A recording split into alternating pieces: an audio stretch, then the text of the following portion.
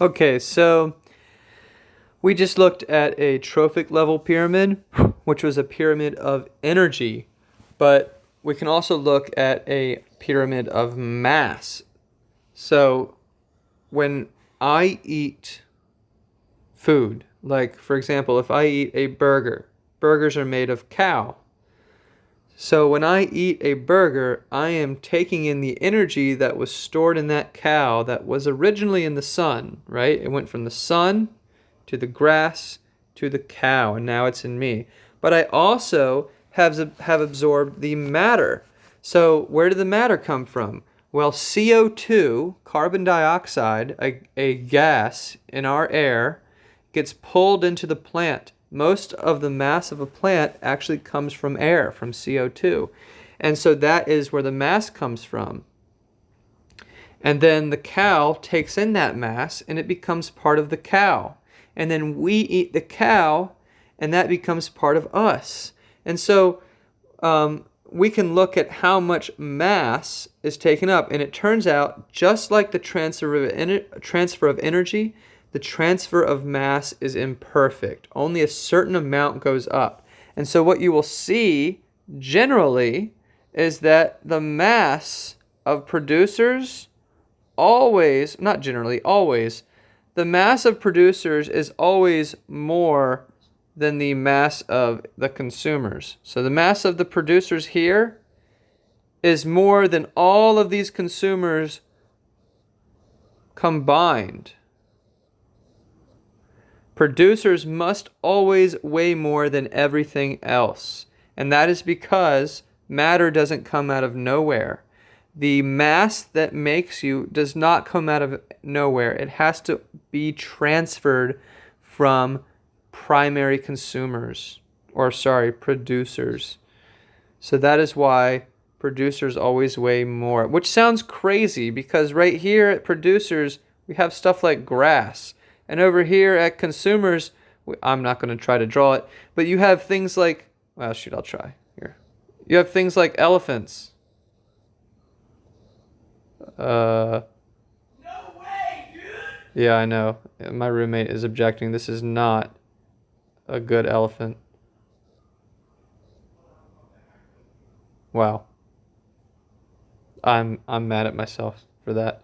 Okay, so anyway, it might seem strange that an elephant weighs more. All of the elephants in the environment weigh less than all the producers, but keep in mind that trees are producers, right? So trees weigh a lot. So that's numbers or mass. That was mass. Where it can be different is the numbers. So the pyramid of numbers is not always a pyramid. It just usually is. Most of the time, producers outweigh everything else. So for example, how many rabbits do you think are hopping around the eastern shore? Probably a lot. But how many blades of grass are there? Probably a whole lot more. It should make sense that there are more producers. In terms of sheer numbers, there are more producers. However, it is not always the case. Sometimes we can get a numbers pyramid that looks like this. We can have only a few producers, and then we could have a whole lot of primary consumers, and then things go back to normal. So the numbers pyramid can be different. However, the mass is always the same. So in what scenario would we see this? Well, so in this one here, I said it was blades of grass.